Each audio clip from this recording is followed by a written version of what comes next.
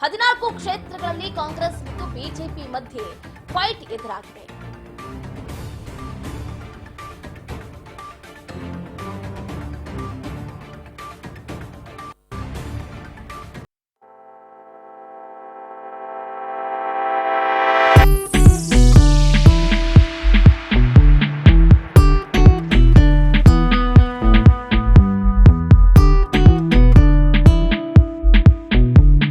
ಸೆಣಸಾಟವನ್ನು ನಡೆಸ್ತಾ ಇದೆ.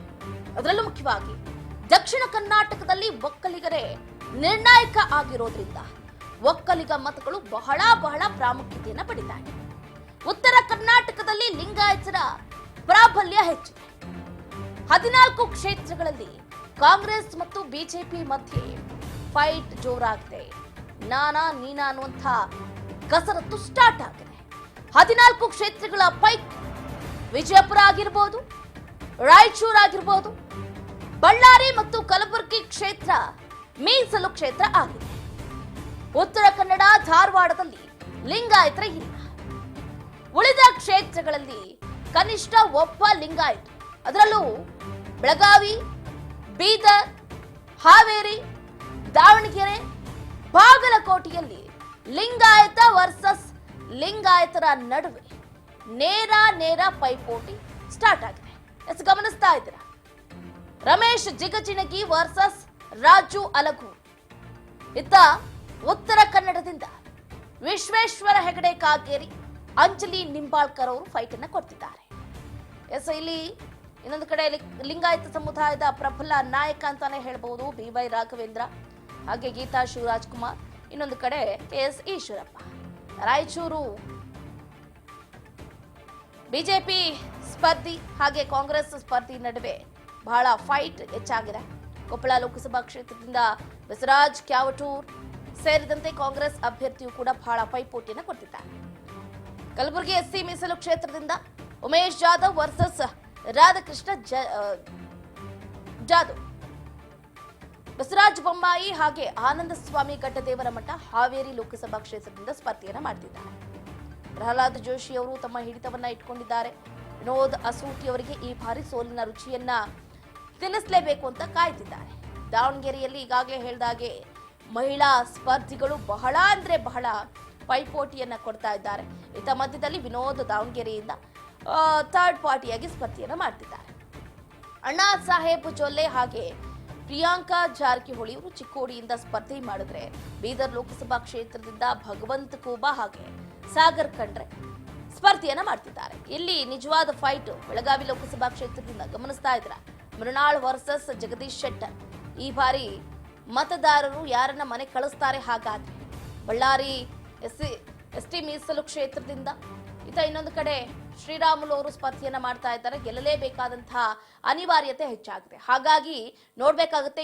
ಈಗಾಗಲೇ 2ನೇ ಹಂತದ ಮತದಾನ ಪ್ರಕ್ರಿಯೆ ಕೂಡ ಆರಂಭ ಆಗಿದೆ. ಜನರು ಸರತಿ ಸಾಲಿನಲ್ಲಿ ನಿಂತು ತಮ್ಮ ಜವಾಬ್ದಾರಿಯನ್ನ ನಿಭಾಯಿಸ್ತಾ ಇದ್ದಾರೆ. ಎಸಿನ ಮತದಾನಕ್ಕೂ ಮುನ್ನ ಮಾಜಿ ಮುಖ್ಯಮಂತ್ರಿಗಳಾದಂತಹ BS ಯಡಿಯೂರಪ್ಪನವರು, ಬಿಜೆಪಿ ರಾಜ್ಯಾಧ್ಯಕ್ಷರಾದಂತಹ BY ವಿಜಯೇಂದ್ರ ಅವರು ಹಾಗೂ ಶಿವಮೊಗ್ಗ ಲೋಕಸಭಾ ಕ್ಷೇತ್ರದ ಅಭ್ಯರ್ಥಿಯಾದಂತಹ BY ರಾಘವೇಂದ್ರ ಅವರು ಶಿಕಾರಿಪುರದ ಹುಚ್ಚರಾಯಸ್ವಾಮಿ ದೇವಸ್ಥಾನದಲ್ಲಿ ವಿಶೇಷ ಪೂಜೆಯನ್ನ ಸಲ್ಲಿಸಿದ್ದಾರೆ. ಮಗನನ್ನ ಗೆಲ್ಲಿಸಿಕೊಂಡು ಬರುವಂತಹ ಹೊಣೆಗಾರಿಕೆಯನ್ನ ಸ್ವತಃ ಮಾಜಿ CM BS ಯಡಿಯೂರಪ್ಪನವರು ಹೊತ್ತುಕೊಂಡಿದ್ದಾರೆ.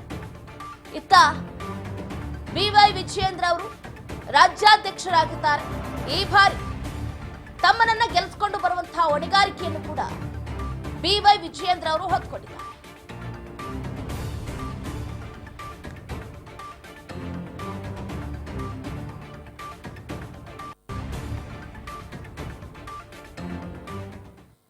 ಮತದಾನಕ್ಕೂ ಮುನ್ನ ಮಾಜಿ ಮುಖ್ಯಮಂತ್ರಿಗಳಾದಂತಹ BS Yediyurappa, BY Raghavendra, BY Vijayendra ಸೇರಿದಂತೆ ಕುಟುಂಬ ಸಮೇತರಾಗಿ ದೇವಸ್ಥಾನಕ್ಕೆ ತೆರಳಿ ಶಿಕಾರಿಪುರದ ಹುಚ್ಚರಾಯಸ್ವಾಮಿ ದೇವಸ್ಥಾನದಲ್ಲಿ ವಿಶೇಷ ಪೂಜೆಯನ್ನ ಸಲ್ಲಿಸಿದ್ದಾರೆ. ಈ ಬಾರಿ ಶತಾಯಗತಾಯ BY ರಾಘವೇಂದ್ರ ಅವರು ಗೆಲ್ಲಲೇಬೇಕು ಅನ್ನುವಂತಹ ಪ್ರಾರ್ಥನೆಯನ್ನ ಮಾಡಿದ್ದಾರೆ.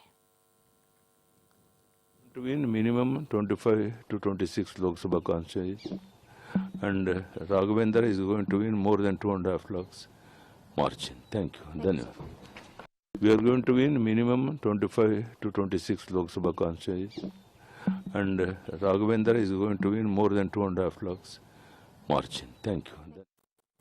ಗಮನಿಸ್ತಾ ಇದ್ದೀರಾ BS ಯಡಿಯೂರಪ್ಪನವರ ಹೇಳಿಕೆಯನ್ನ. ಈ ಬಾರಿ BY ರಾಘವೇಂದ್ರ ಗೆದ್ದೇ ಗೆಲ್ತಾರೆ, ಆ ವಿಶ್ವಾಸ ನಮಗೆ ಇದೆ.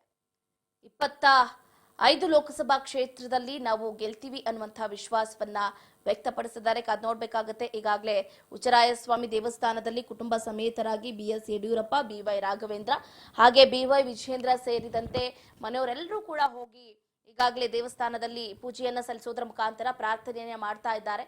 ಇತ ಕಾಂಗ್ರೆಸ್ ಅಭ್ಯರ್ಥಿಯ ಪರವಾಗಿ ಅಂದ್ರೆ ಏನು ಗೀತಾ ಶಿವರಾಜ್ಕುಮಾರ್ ಅವರ ಪರವಾಗಿ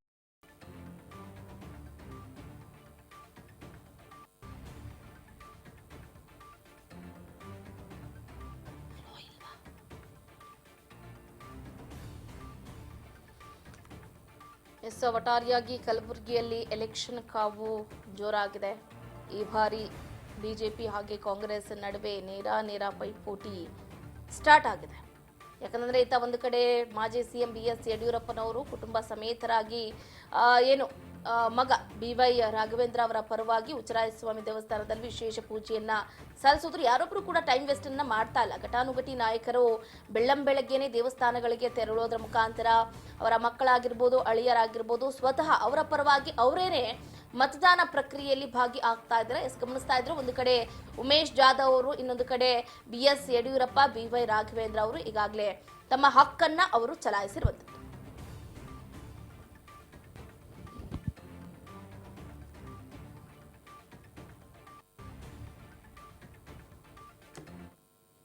ಏಳನೇ ತಾರೀಕು ನರೇಂದ್ರ ಮೋದಿಜಿ ಅವ್ರ ಜೊತೆಲಿ ಇರ್ತೇವೆ, ಅವ್ರ ಕೈಯನ್ನ ಬಲಪಡಿಸ್ತೇವೆ. ಈ ಒಂದು ಸಂಕಲ್ಪವನ್ನ ತೊಟ್ಟು ಇವತ್ತು ನಮ್ಮ ಕಾರ್ಯಕರ್ತರು ಕಳೆದ ಹಲವು ದಿನಗಳಿಂದ ಹಗಲಿರುಳು ಶ್ರಮವನ್ನು ಹಾಕಿದ್ದಾರೆ. ಅದಕ್ಕೆ ಪ್ರತಿಫಲ ಕೊಡೋ ನಿಟ್ಟಿನಲ್ಲಿ ಇವತ್ತು ನಮ್ಮ ಮತದಾರರು ಕೂಡ ಸ್ಪಂದನೆ ಮಾಡ್ತಾರೆ. ನಮಗೆ ಸಂಪೂರ್ಣ ವಿಶ್ವಾಸ ಇದೆ. ಕಳೆದ ಬಾರಿ ನಾವು 25 ಕ್ಷೇತ್ರಗಳಲ್ಲಿ ನಾವು ಗೆದ್ದಿದ್ವಿ. ಭಾರತೀಯ ಜನತಾ ಪಾರ್ಟಿ ಗೆದ್ದಿತ್ತು. ಎಲ್ಲ ಕ್ಷೇತ್ರಗಳನ್ನು ಉಳಿಸ್ಕೊಳ್ತೇವೆ. ಬಿಜೆಪಿ ಮತ್ತು JDS ಪಕ್ಷ ಒಂದು ಹೊಸ ದಾಖಲೆ ನಾವು ಕರ್ನಾಟಕ ರಾಜ್ಯದಲ್ಲಿ ನಿರ್ಮಾಣ ಮಾಡ್ತೇವೆ ಅನ್ನುವ ಸಂಪೂರ್ಣ ವಿಶ್ವಾಸ ನಮಗಿದೆ. ಯಾವುದೇ ಕ್ಷೇತ್ರಕ್ಕೆ ಹೋದ್ರೂ ಸಹ ಮತದಾರರ ಒಲವು ಇತ್ತು ಭಾರತೀಯ ಜನತಾ ಪಾರ್ಟಿ, ನರೇಂದ್ರ ಮೋದಿಜಿಯವರು.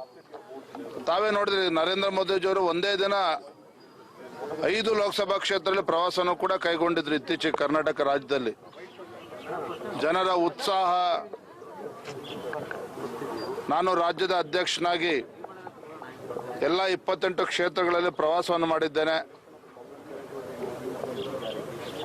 ಫಲಿತಾಂಶ ಭಾರತೀಯ ಜನತಾ ಪಾರ್ಟಿ ಪರವಾಗಿ ಬರ್ತದೆ, ನರೇಂದ್ರ ಮೋದಿಜಿಯವರ ಪರವಾಗಿ ಬರ್ತದೆ. ರಾಜ್ಯದ ಆಡಳಿತ ಪಕ್ಷ ಕಾಂಗ್ರೆಸ್ಗೆ